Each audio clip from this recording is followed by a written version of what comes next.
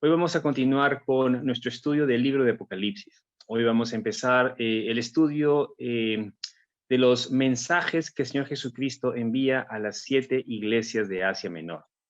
Cada uno de estos mensajes es enviado de manera individual a las iglesias, pero al parecer había la intención que cada una de estas cartas pueda ser leída por las otras 6 iglesias. Y esto lo podemos notar en los versículos 7, 11 y 19 del capítulo 2, ya que dice lo mismo. El que tiene oído, oiga lo que el Espíritu dice a las iglesias. No dice a la iglesia, sino a las iglesias. El primer mensaje de Cristo está dirigido a la iglesia de Éfeso. Y esta es la carta que vamos a estudiar el día de hoy. Leamos Apocalipsis capítulo 2, versículos del 1 al 7. El mensaje es titulado El mensaje a la iglesia en Éfeso. Leamos. Escribe al ángel de la iglesia en Éfeso, el que tiene las 7 estrellas en su mano derecha, el que anda entre los 7 candelabros de oro, dice esto. Yo conozco tus obras, tu fatiga y tu perseverancia, y que no puedes soportar a los malos, y has sometido a prueba a los que se dicen ser apóstoles y no lo son, y los has hallado mentirosos. Tienes perseverancia, y has sufrido por mi nombre, y no has desmayado. Pero tengo esto contra ti, que has dejado tu primer amor. Recuerda, por tanto, de dónde has caído, y arrepiéntete, y haz las obras que hiciste al principio. Si no, vendré a ti y quitaré tu candelabro de su lugar si no te arrepientes. Sin embargo, tienes esto, que aborreces las obras de los nicolaítas, las cuales yo también aborrezco. El que tiene oído, oiga lo que el Espíritu dice a las iglesias. Al vencedor le daré a comer del árbol de la vida que está en el paraíso de Dios. Oremos. Amado Padre, Dios Todopoderoso, Creador del cielo y de la tierra, te damos gracias, Señor, por este momento que tú nos das, por este tiempo, Señor, en el que podemos estar juntos delante de tu presencia. Amado Padre, ahora que hemos leído tu palabra, este pasaje, Señor, te pedimos que seas tú, Señor, abriendo nuestro entendimiento, que seas tú, Señor, hablando en nuestros corazones, Señor, ayudándonos a corregir nuestras vidas, amado Padre. Te damos gracias por todo, bendito Señor. Dejamos este tiempo en tus manos. En el nombre de Cristo Jesús, nuestro Señor y Salvador, oramos. Amén y amén. Cuando leemos las cartas, las 7 cartas, y las comparamos, vamos a notar que hay similitudes en el bosquejo de estos mensajes. Hay un molde prácticamente idéntico en cada una de las cartas, aunque el mensaje es distinto para cada una de estas iglesias. Veamos algunos aspectos de estas cartas o el bosquejo de que siguen estos mensajes. En primer lugar, en todas las cartas se menciona al destinatario, y esto ocurre al principio de cada carta. Por ejemplo, en la carta de hoy, el mensaje va dirigido al ángel de la iglesia en Éfeso. En segundo lugar, el que habla es mencionado, y quien habla es el Señor Jesucristo. Él es quien envía estos mensajes a las iglesias, y él mismo se identifica en cada una de estas cartas con alguno de los títulos con que él se presentó en el capítulo 1. Por ejemplo, en el mensaje que vamos a ver el día de hoy, él se presenta como el que tiene las 7 estrellas en su mano derecha y el que anda entre los 7 candeleros de oro. Como ya vimos en la prédica anterior, cuando estudiamos el capítulo 1, en el versículo 20, las 7 estrellas son los ángeles de las 7 iglesias, y los 7 candelabros son las 7 iglesias. También vimos en la prédica anterior que la palabra ángeles significa mensajeros y que este término podría referirse bien a seres espirituales como también a seres humanos. Y también expliqué que lo más probable es que en este pasaje, esta palabra se esté refiriendo a hombres, a seres humanos. Y hace mucho más sentido que estos mensajes hayan sido dirigidos a los pastores o ancianos de las iglesias que a ángeles. Los pastores, a su vez, tenían la responsabilidad de comunicar este mensaje, el mensaje de Cristo a la iglesia. Tercero, podemos ver el conocimiento divino que tiene el que habla. Jesucristo conoce muy bien a su iglesia. Él sabe el trabajo que cada iglesia realiza. Él conoce, él sabe la lealtad que cada uno tiene hacia él. Y debido a ese conocimiento que el Señor tiene, es que le dice a la iglesia de Éfeso: yo conozco tus obras, tu fatiga y tu perseverancia. Cuarto, después de haber analizado, evaluado los logros de las iglesias, el Señor pronuncia su veredicto basado en la condición de cada iglesia. Por ejemplo, a la iglesia de Éfeso le dice: pero tengo esto contra ti, que has dejado tu primer amor.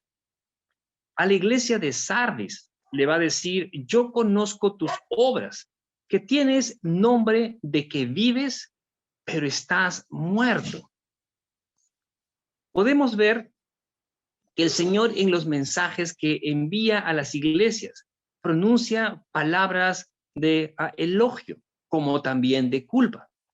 Y luego el Señor emite mandatos para corregir y alertar a las iglesias del error en que se encuentran o del autoengaño en que podrían haber caído.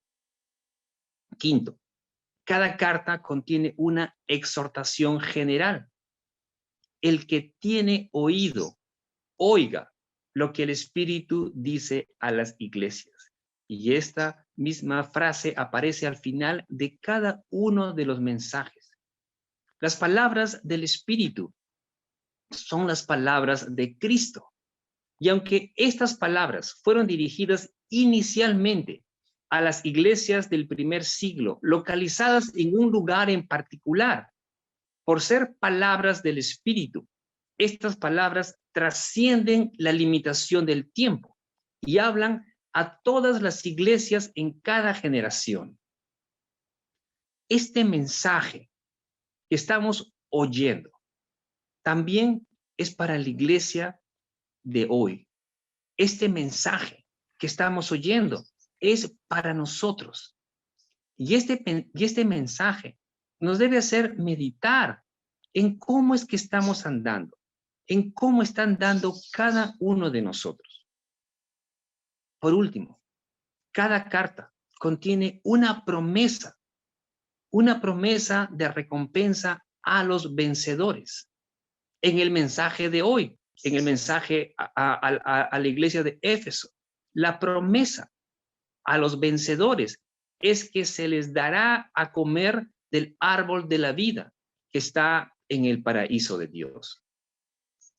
¿Y quiénes son los vencedores? Indudablemente son aquellos que son fieles al Cristo, que son sus verdaderos discípulos. Son aquellos que se identifican con Cristo en su sufrimiento y muerte. Veamos un poco acerca de la ciudad de Éfeso. Mostremos el mapa. Aquí en este mapa vemos a las 7 iglesias localizadas en la parte occidental de Asia Menor. Y allí en esa flechita, y ahí hay una flechita roja que apunta a la ciudad de Éfeso. Éfeso era la ciudad más importante de la zona occidental de Asia Menor. Su excelente acceso al mar, fíjense que está al costado del mar, la convirtió en el principal puerto de Asia durante el Imperio Romano.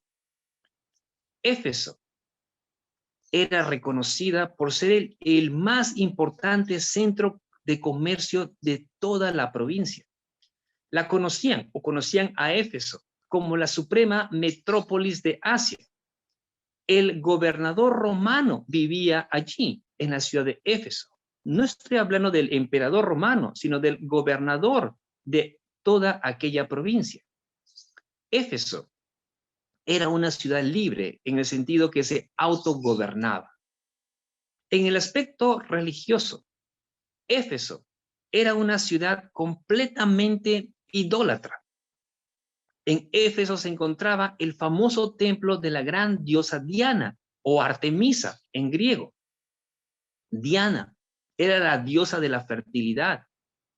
En aquella época, el templo de Diana y su imagen era una de las 7 maravillas del mundo antiguo. Mucha gente llegaba a la ciudad de Éfeso para hacer negocio, para hacer comercio, pero también la gente iba para conocer el templo de Diana y para comprar estatuillas con su imagen. Hechos capítulo 19 nos narra un suceso que ocurrió cuando el apóstol Pablo se encontraba en esta ciudad predicando el evangelio.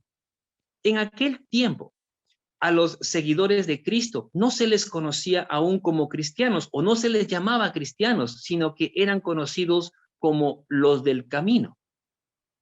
Leamos Hechos capítulo 19, versículos del 23 al 28.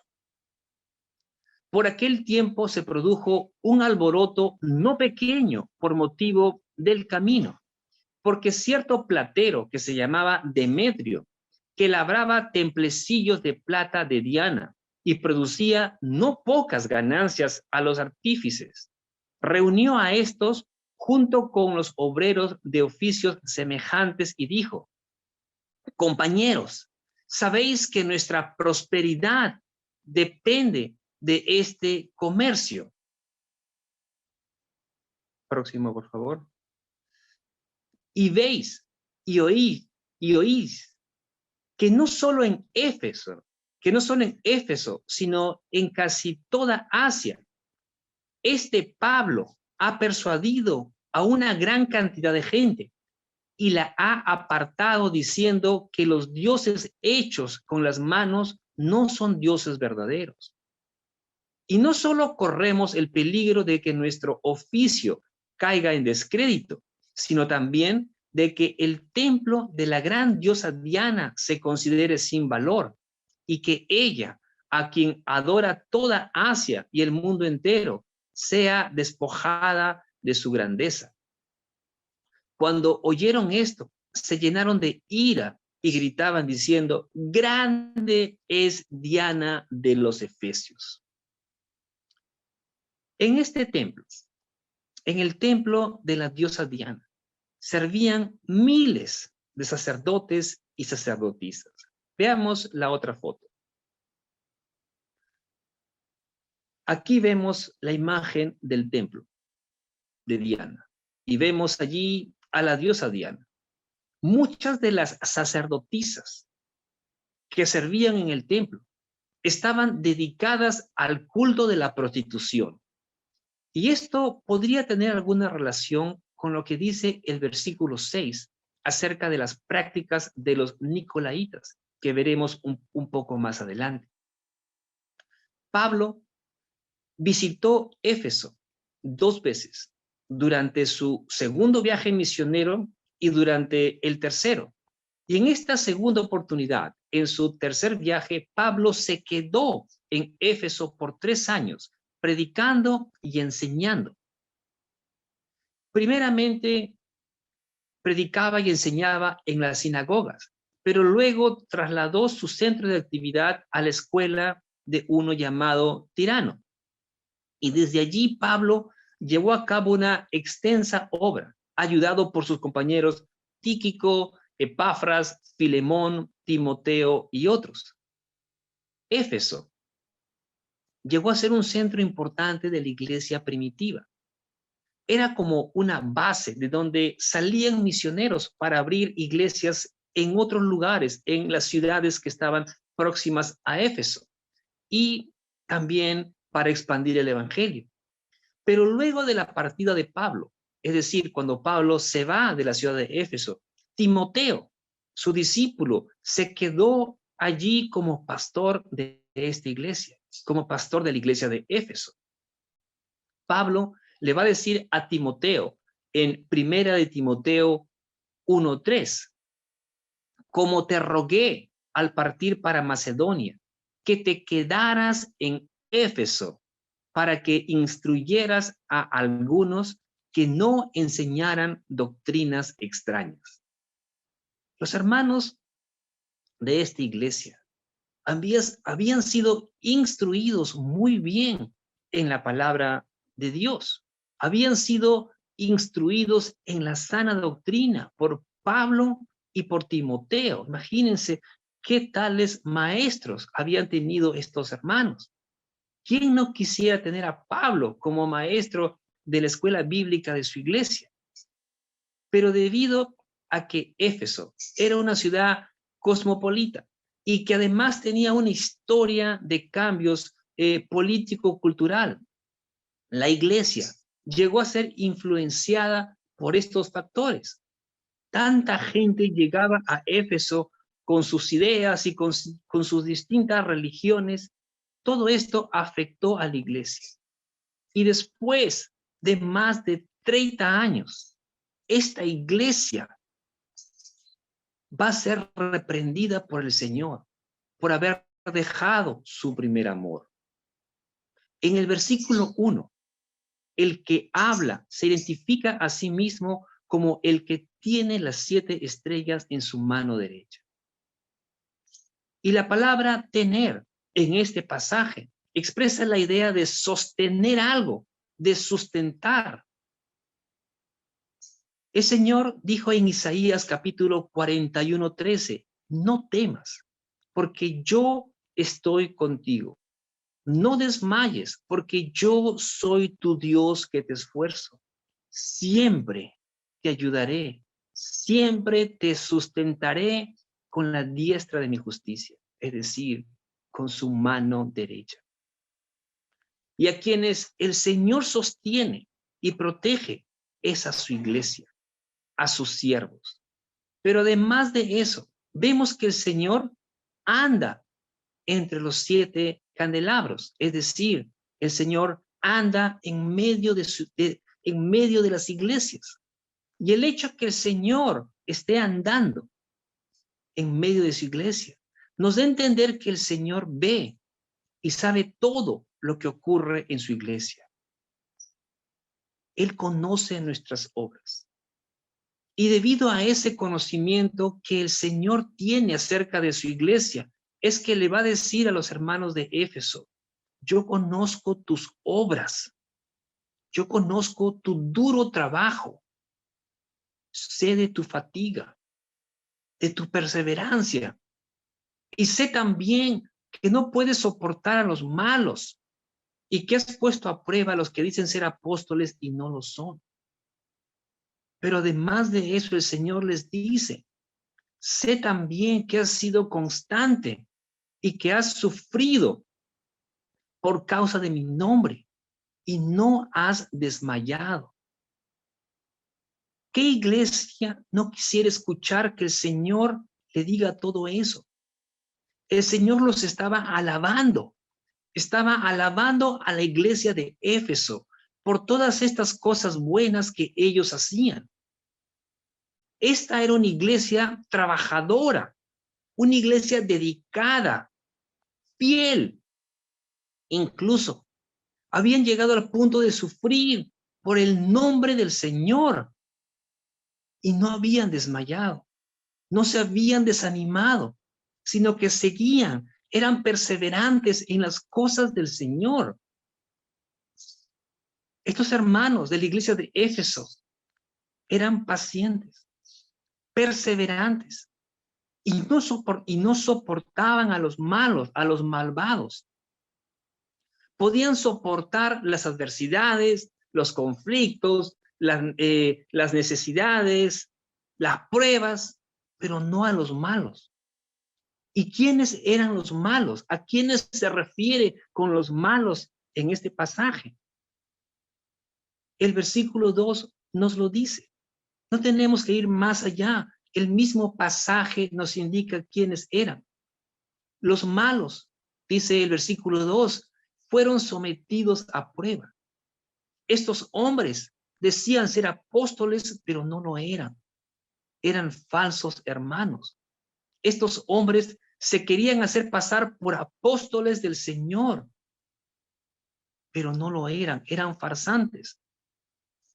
Un apóstol era alguien que había sido enviado como un representante de otro y que llevaba toda la autoridad de quien lo envió. La palabra apóstol es aplicado en primer lugar en el Nuevo Testamento al círculo original de los 12. Marcos capítulo 3, versículo 14 dice, y designó a 12. ¿Quién los designó? ¿Quién los escogió? El Señor, para que estuviesen con él y para enviarlos a predicar. Estos 12 apóstoles tenían un lugar especial históricamente en la fundación de la iglesia. Pablo le va a decir a los hermanos de la iglesia de Éfeso, en Efesios capítulo 2, versículo 20, le va a decir, edificaos sobre el fundamento de los apóstoles y profetas, siendo Cristo Jesús mismo la piedra angular.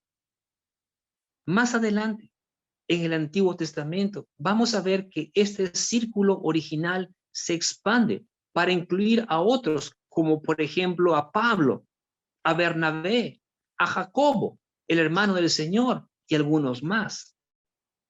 En aquel tiempo, una señal de autoridad apostólica eran los milagros. Segunda de Corintios, capítulo 12, versículo 12, dice lo siguiente. Entre vosotros se operaron las señales de un verdadero apóstol, con toda perseverancia, por medio de señales, prodigios y milagros. Pero los milagros también pueden ser hechos, realizados por los falsos profetas.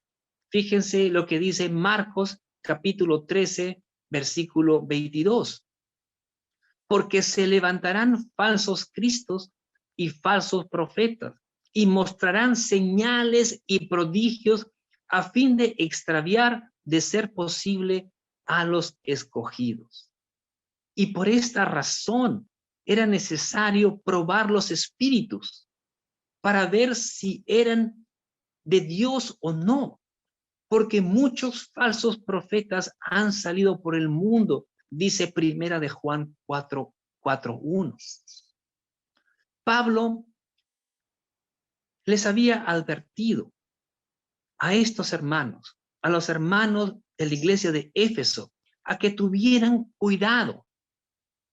Les había dicho en Hechos capítulo 20 que después de su partida vendrían lobos rapaces, es decir, feroces, y que vendrían de entre ellos y que no perdonarían al rebaño, es decir, que su intención de estos lobos rapaces, de estos malvados, sería acabar con la iglesia y que dentro de ellos mismos, es decir, dentro de la misma iglesia, en medio de ellos, se levantarían algunos que hablarían cosas perversas para arrastrar a los discípulos hacia ellos.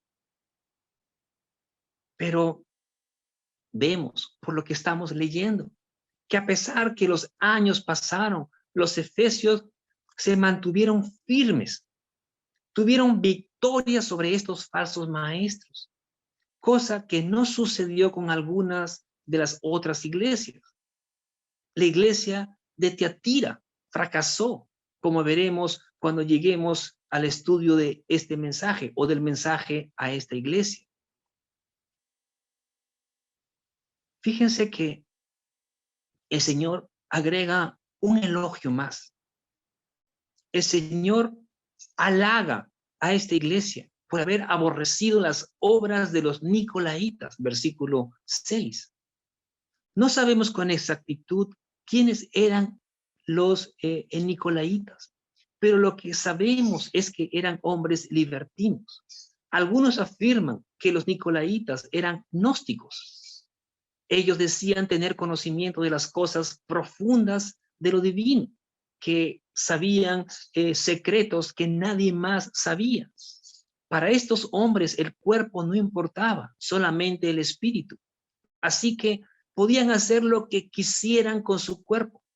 Decían que debido a que la salvación era por gracia y no por obras, no importaba lo que hicieran con sus cuerpos. Podían pecar libremente, al cabo eran salvos.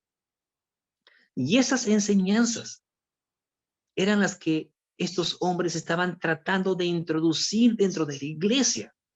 Una falsa libertad, una excusa o licencia para pecar. Y dice el texto que Dios aborrecía a los nicolaitas. Y por eso es que el Señor alaba a la iglesia de Éfeso, porque ellos también los aborrecían. Y no habían permitido que ese tipo de maldad se introdujera dentro de la iglesia. El Señor elogió las características de esta iglesia, ya que a pesar de haber pasado por muchas pruebas y sufrimientos, ellos no habían desmayado.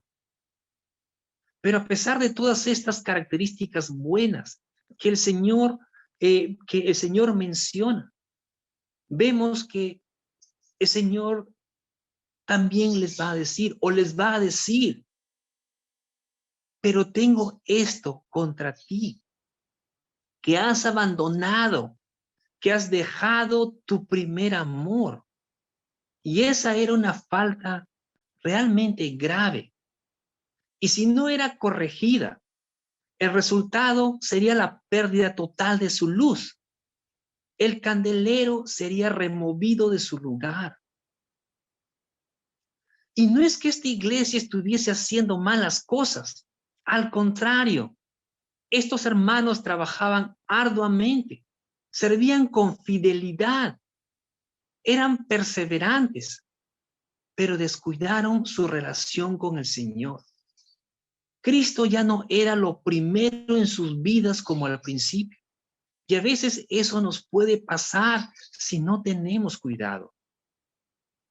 Fíjense que el Señor no les reprocha por lo que hacían, más bien los alaba porque eran una iglesia comprometida, porque era una iglesia fiel.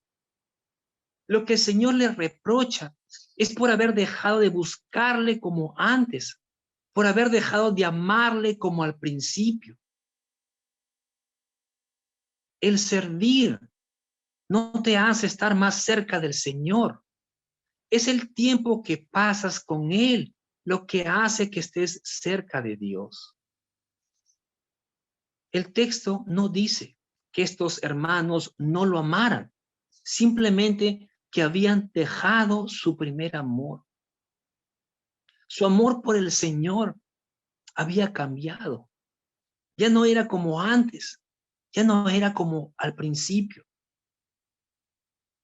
El Señor Jesucristo, a uno de los escribas que en una ocasión se le acercó y le hizo una pregunta, y la pregunta era, ¿cuál es el primer mandamiento de todos? El Señor le respondió, el primer mandamiento de todos es, oye Israel, el Señor nuestro Dios, el Señor uno es. Y amarás al Señor tu Dios con todo tu corazón y con toda tu alma y con toda tu mente y con todas tus fuerzas. Este es el principal mandamiento. Y el segundo es semejante. Amarás a tu prójimo como a ti mismo. No hay otro mandamiento mayor que estos. El Señor nos manda a que lo amemos a Él por sobre todas las cosas. pero al mismo tiempo nos manda a que nos amemos unos a otros. Si alguien dice que ama a Dios, pero aborrece a su hermano, la palabra dice que es un mentiroso, porque el que no ama a su hermano, a quien ha visto, no puede amar a Dios a quien no ha visto. Primera de Juan 4:20. El mandamiento: amarás al Señor tu Dios. Nunca puede estar separado del mandamiento: amarás a tu prójimo como a ti mismo. Estos dos mandamientos van de la mano, van siempre juntos. La razón por la que el Señor desea que seamos parte de una iglesia y que nos congreguemos es porque así aprendemos a soportarnos, a perdonarnos, a consolarnos, etc. Y al estar juntos podemos poner en práctica el amor. Van a haber personas que a lo mejor no nos caen bien o no nos caen tan bien, pero el Señor quiere que nos amemos, que nos soportemos, y por eso es importante que estemos juntos. Por eso es importante que nos congreguemos. En este momento lo hacemos de manera virtual, pero debemos de congregarnos. Yo sé que uno puede escuchar los mensajes después, pero esa no es la idea, hermanos. La idea es que podamos estar juntos, que podamos vernos, hablarnos, saludarnos. Al amar a nuestros hermanos,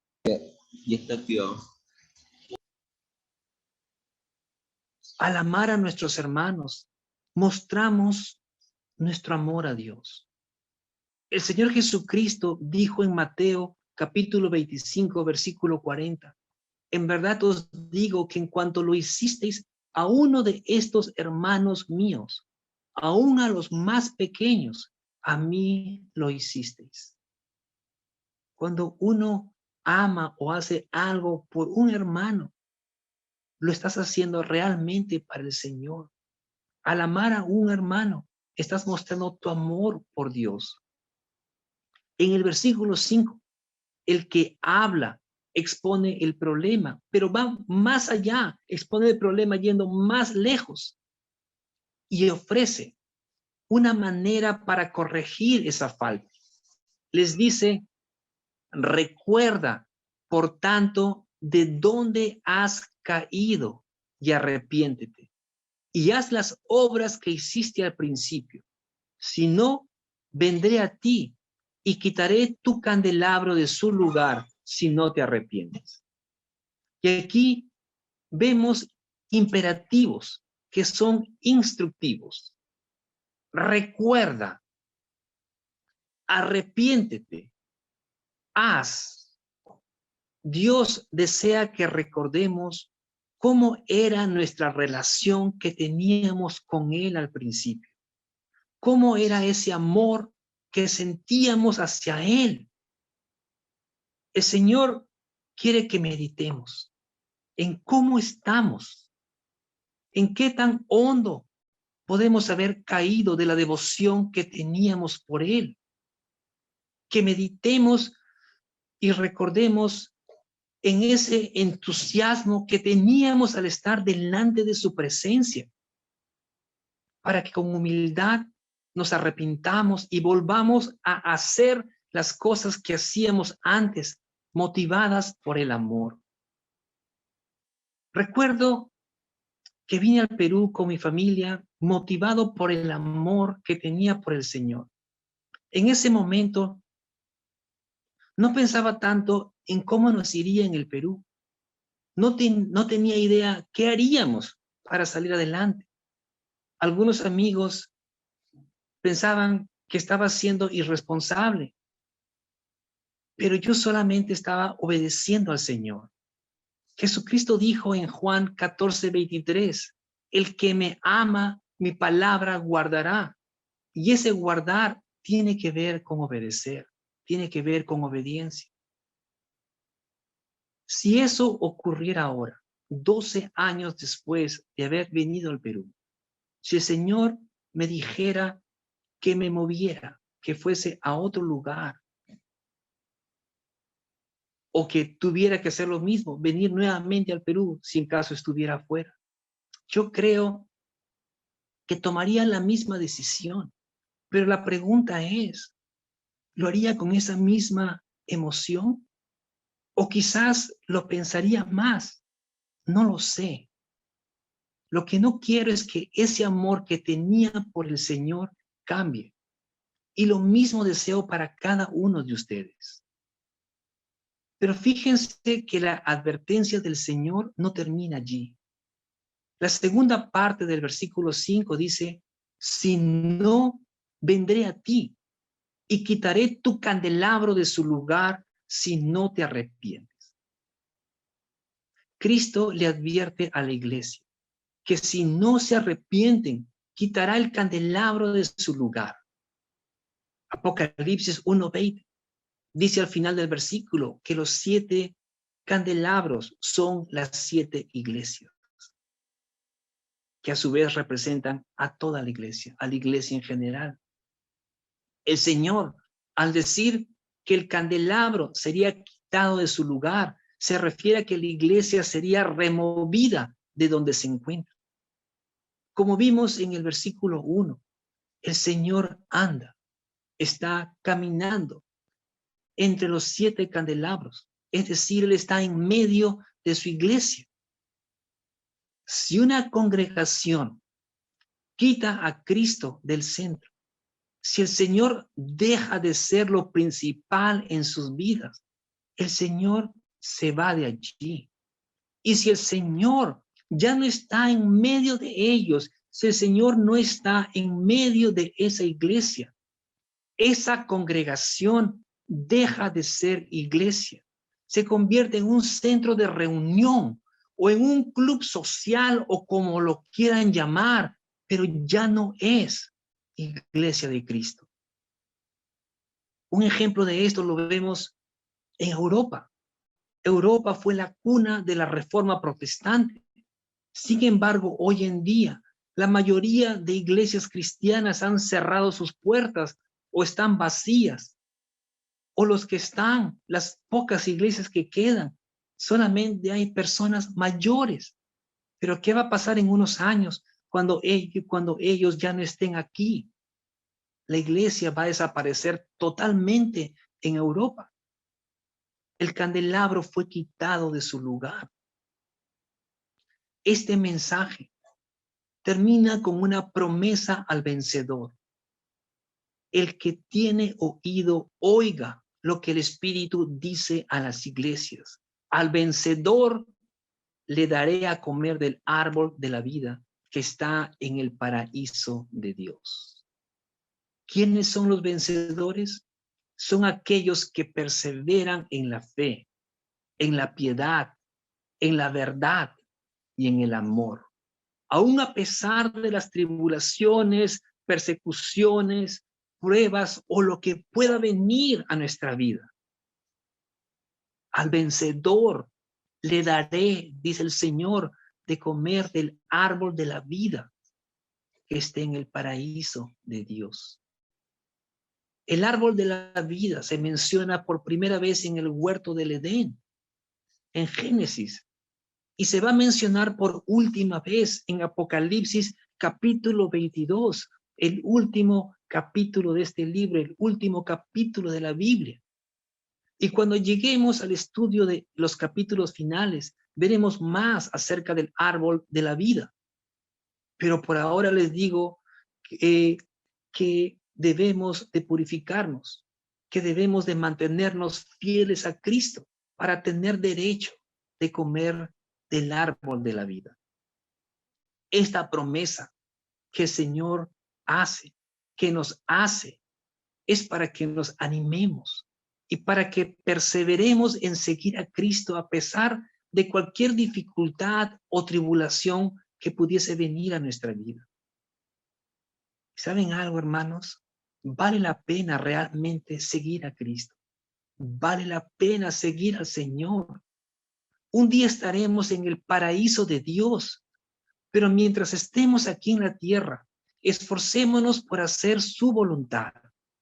por hacer la voluntad de Dios, pero sin descuidar nuestra relación con el Señor. ¿De qué valdría todo lo que hagas si el Señor ya no es lo primero en tu vida? Si dejas de lado tu primer amor. Esa fue la reprensión que le hizo el Señor a la iglesia de Éfeso. Y esa es la advertencia que el Señor nos hace a cada uno de nosotros el día de hoy. ¿Cómo está tu primer amor? Debemos meditar en eso. Y si tu amor por el Señor ha cambiado, pídele perdón y arrepiéntete. Humíllate delante de Dios y pídele que te ayude a volver a tener ese amor que tenías al principio. Pero para eso debes pasar tiempo en la presencia del Señor. Todo lo que hagas, hazlo con ese amor de antes, con ese amor que tenías al principio. Este mensaje es para nosotros, queridos hermanos. El que tiene oído, oiga lo que el Espíritu dice a las iglesias. Oremos. Amado Padre, Dios Todopoderoso, te damos gracias, amado Señor, por tu palabra. Señor, a través de ella, Señor, tú nos adviertes a que tengamos cuidado, Señor, a que no descuidemos nuestra relación contigo. Podemos hacer muchas cosas, Señor. Podemos estar envueltos en tantas cosas, pero si descuidamos nuestra relación, si dejamos, Señor, o abandonamos ese primer amor, ese sentimiento, ese deseo de estar delante de ti, ese gozo que teníamos, Señor, de estar contigo en la iglesia, delante de tu presencia. Eso es peligroso, Señor. Ayúdanos, bendito Padre, a hacer las cosas, a hacer una iglesia como la iglesia de Éfeso, que trabajaba, Señor, fielmente, que trabajaba duramente, que era perseverante, Señor, pero sin descuidar, Señor, ese amor hacia ti, sin olvidar ese primer amor, Señor, que sentíamos cuando vinimos a tus pies. Amado Padre, te pido por la vida de cada uno de mis hermanos, te pido, Señor, por tu iglesia, para que nos ayudes, amado Padre, a examinarnos y a arrepentirnos, Señor, si es que nuestro amor por el Señor ha cambiado. Y tú lo sabes, y nosotros también lo sabemos, Señor. Te damos gracias, bendito Padre, por tu palabra. Gracias por tu amor, Señor, y por la oportunidad que nos da, Señor, de poder volver a ti, de poder cambiar y de poder ponerte nuevamente como lo primero y lo más importante de nuestras vidas. A ti sea la gloria, bendito Padre, por los siglos de los siglos. Amén y amén.